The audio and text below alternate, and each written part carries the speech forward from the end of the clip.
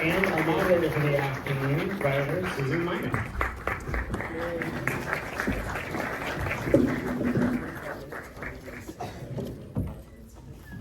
Thank you for coming. Hi, Susan.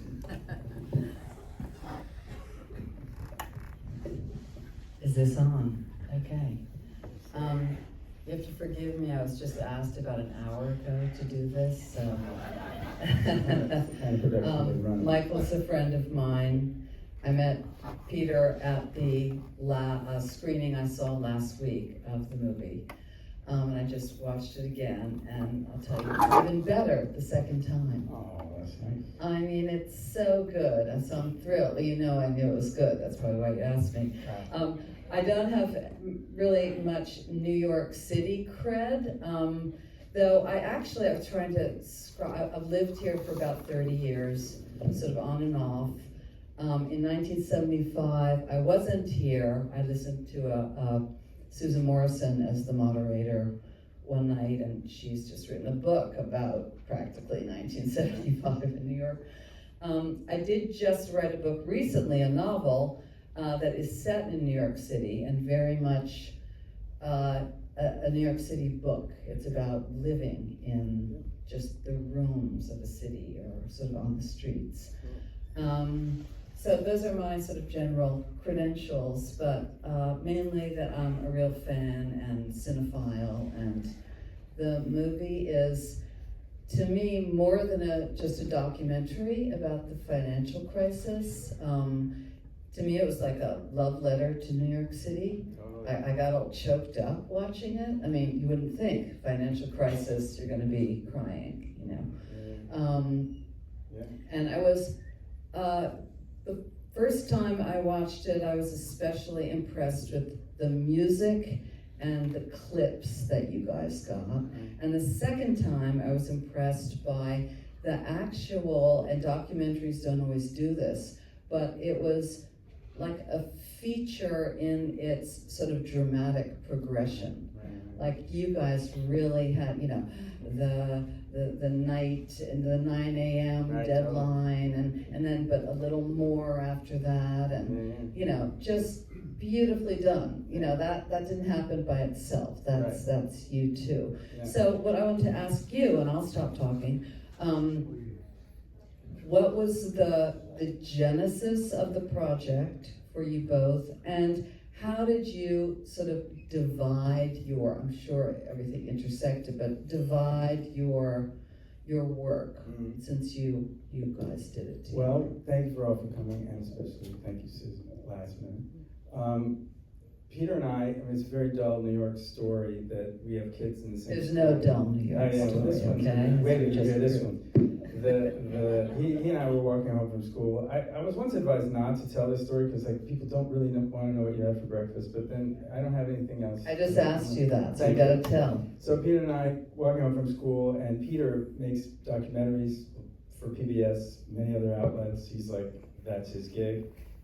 I believe I'm fair in saying that you had a hole in your schedule and you were like, what would you do? And I had just heard from my ex, it's a real breakfast story, from my ex, like, why doesn't somebody make this story? And that was the day before, so floated it to Peter, and he is a very skeptical person. So from there I said, no, I think there's a story here. Let's go and talk to a couple of the kind of principals in the story.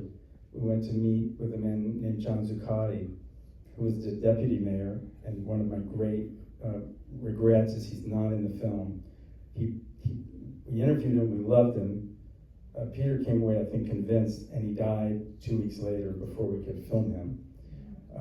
And so we started collecting the interviews, and we started combing the archives. We have an amazing archivist named Frauke Levin. Peter often works with a great editor named Anna Auster. We kind of started out as that team, and then, you know, COVID and other things happened, and That was how long ago? That yeah, it was walking home from 2008. school? Well, 2008. A ridiculous. 2006, to be honest. And my father was dwindling, and I kind of thought maybe we could get him, and we tried a few times.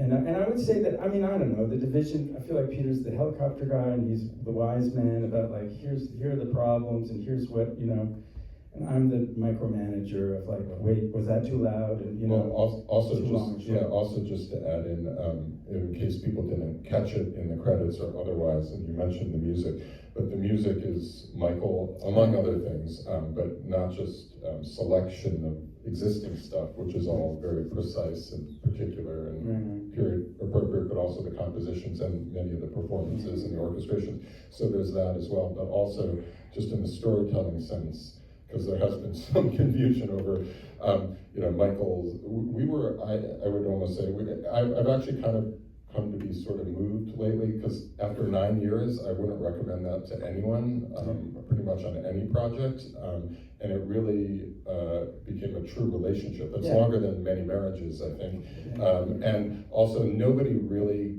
cared about this film at all for, I'd say, 7 of those 9 years. I mean, really literally, until like 2 weeks ago. yeah, like literally, like, but blank stares when people were like, the fiscal crisis of 1975, you know, not what you would jump on from a funding or Love letter to distribution. New York City, that's how you Better, read it. Maybe. But even then, they'd be like, right, so Patti Smith, right? Like downtown CBGBs, and we're like, no, we're avoiding that. I mean, as wonderful as that is, but just because the cultural piece has to some degree been done, and the more we got into it, the more committed we became to doubling down on this as a kind of a historic moment where society was wrestling with some really big questions.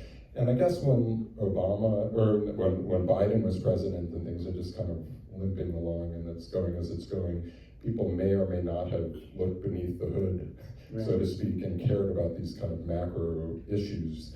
Because things are just, you have your complaints or your celebrations.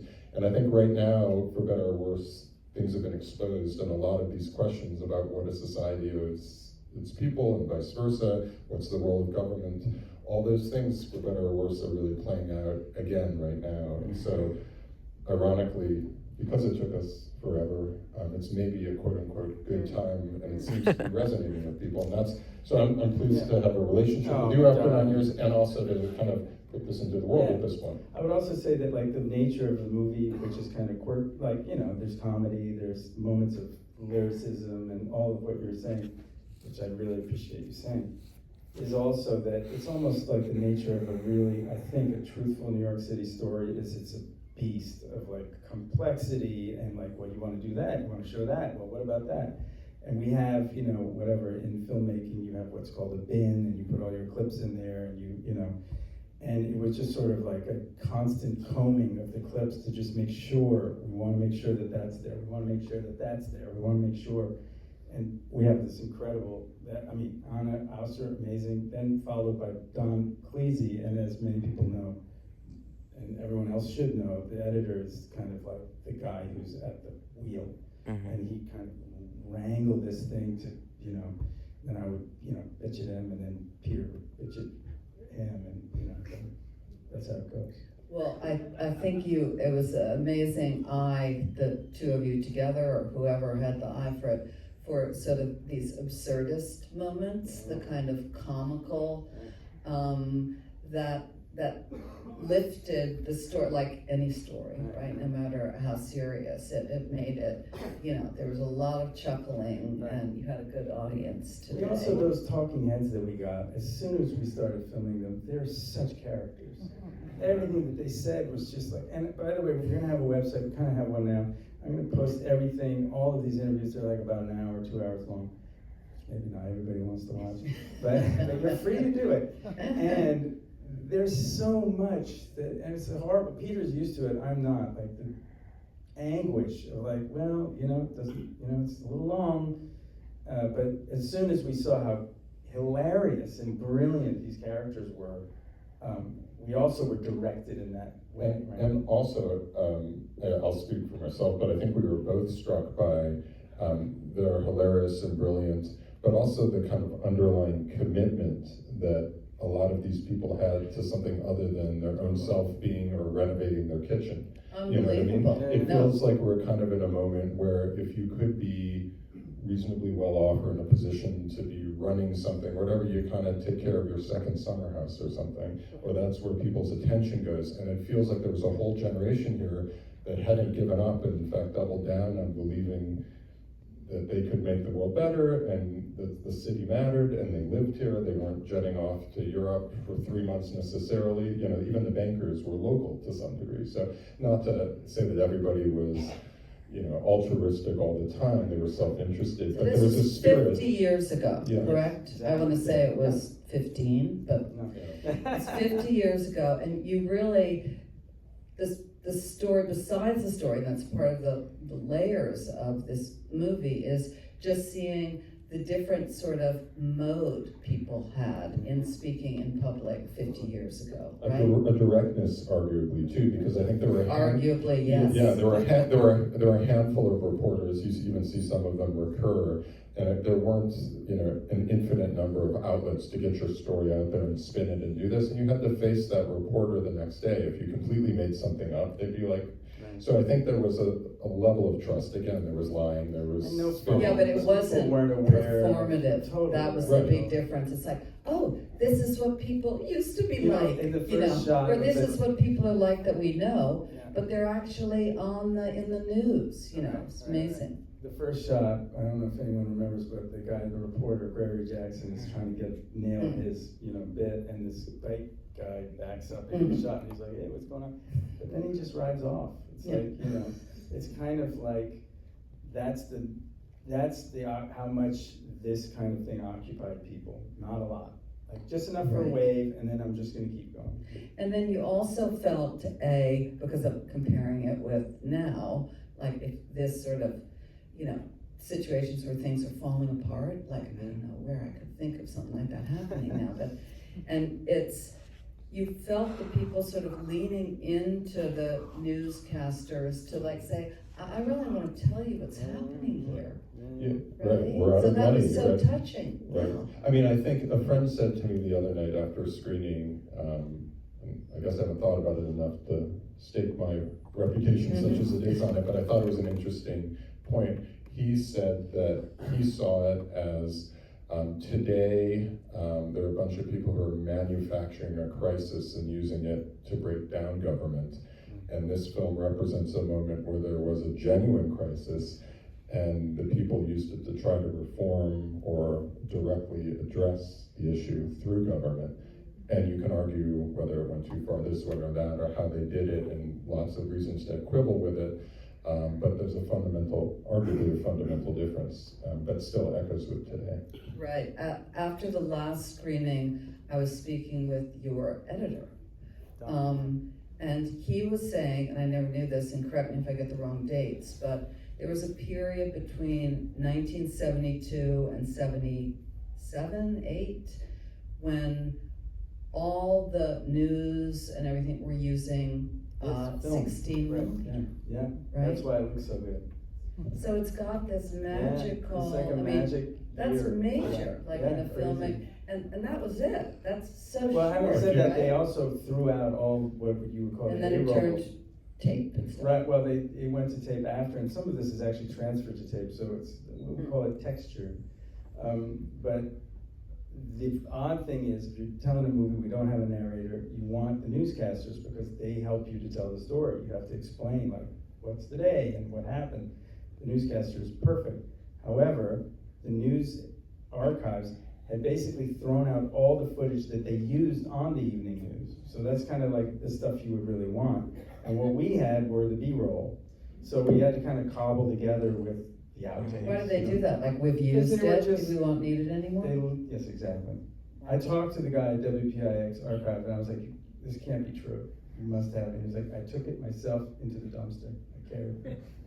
But maybe you got the more sort of, the Well- less slick or, Yes, You know, I mean, you know, we yeah. make do. And I think, as you mentioned earlier, there are a lot of clips, and maybe it's a question of taste for each individual, and we certainly argued about this for 9 years, and still would. But, you know, there are things in there like the roller derby if anyone recalls that. And kind of like, No, at a perfect moment. well, there you go. But somebody else told me the other day, why the hell is the roller derby in there, right? And so I think, and the reason, How old were they? but why the hell on the radio this How theory old did were you they? bump into somebody, you know, on the Sorry. street? Right, right, right. Probably because they were younger, right? Right. Oh, you Yeah. mean the people yeah. didn't like the roller derby? Right. Right. They I wasn't didn't. They there. didn't get that. That's the thing. Everybody Right. did. Right. But this was Because like it was a younger. It's also perfect at way least it's to kind of make a so Right, right, right. transitional. Right. But my point just being like I think what we tried to do is we were pretty committed to telling the fairly wonky, kind of intellectually, hopefully interesting, resonant, relevant story at the core of it.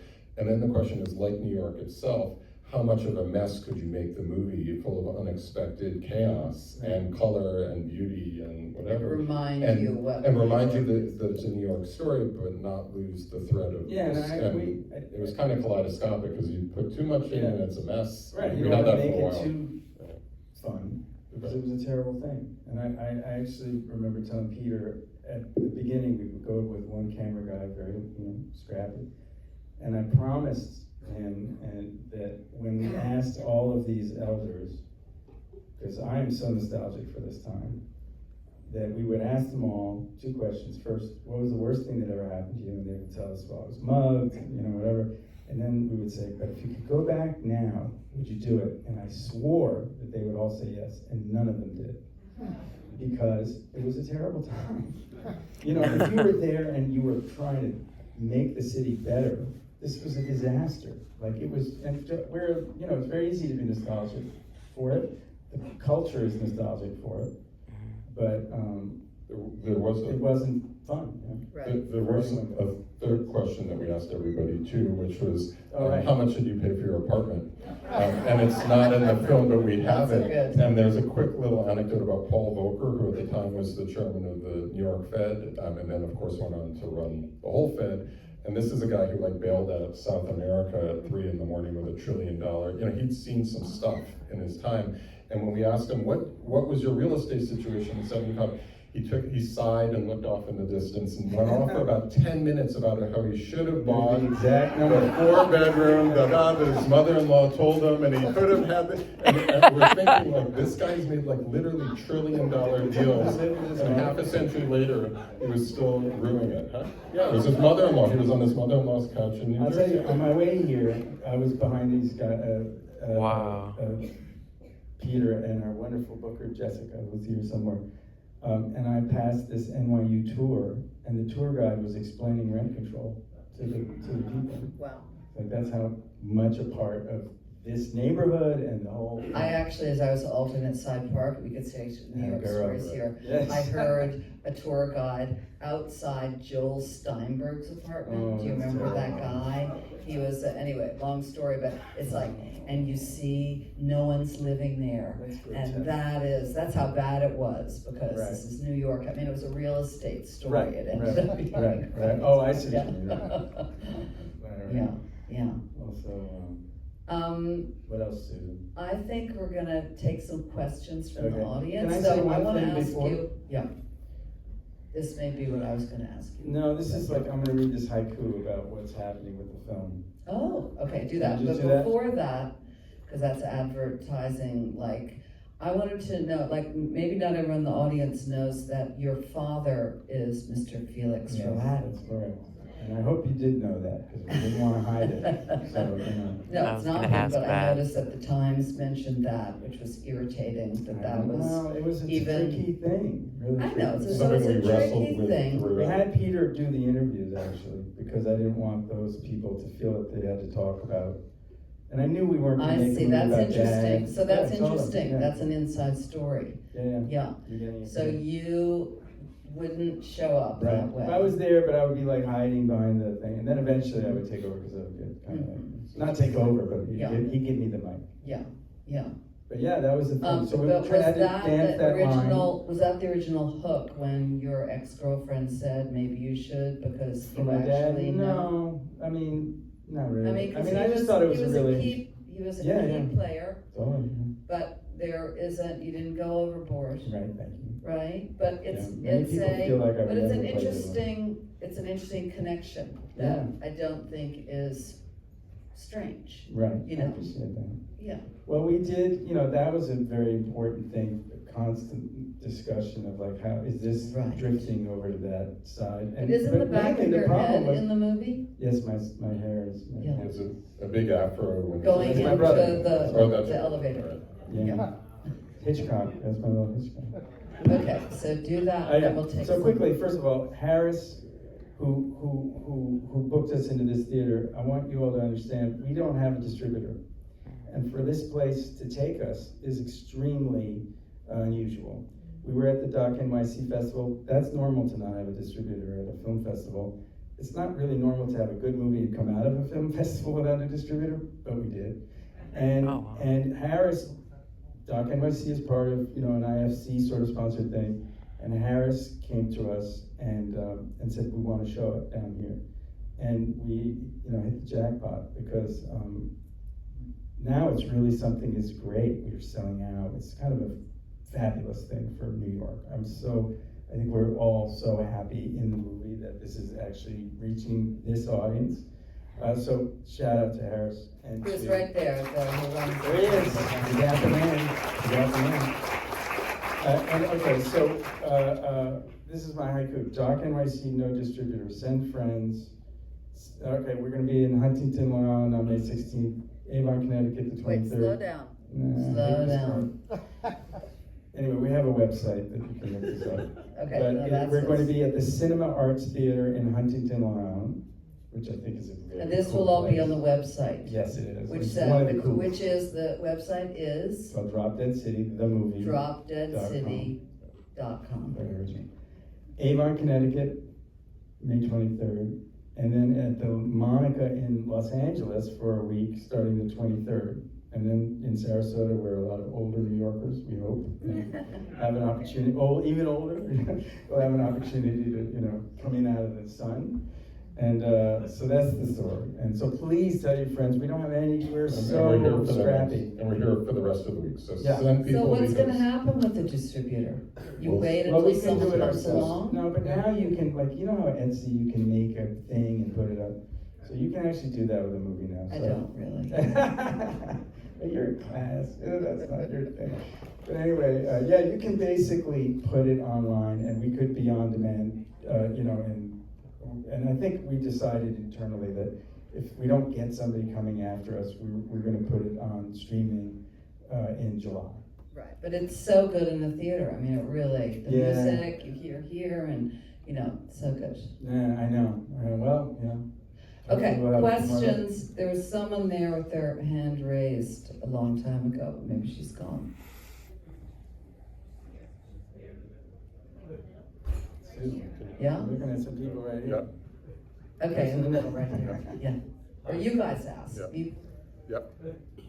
Yeah. In 1976, I was hired by the Housing Authority and spent a career in public service, and there was a recession going on before that. There's one person in this room that I know that I want to call attention to, Anthony Rohatyn. Is he here? Because during that Oh my God. the labor leaders in that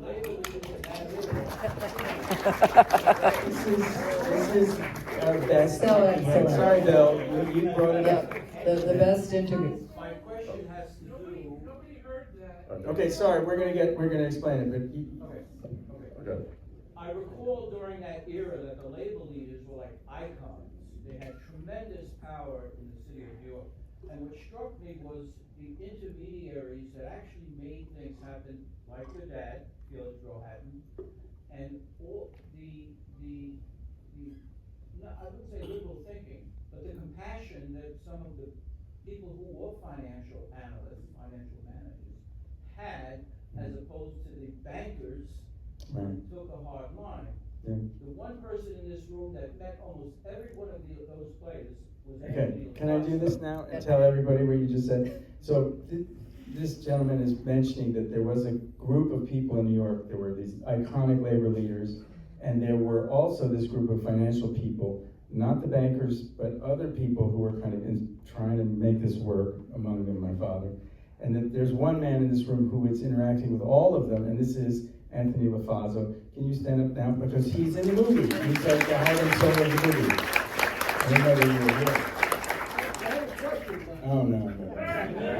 take over. I think we have about 1 minute, and sorry, just to say, First of all, kudos to both of you for your dedication and perseverance with this project. When you came to my home 6 years ago, you didn't know there was going to be a motion picture yet. Not at all. And so kudos for all of you. Thank you.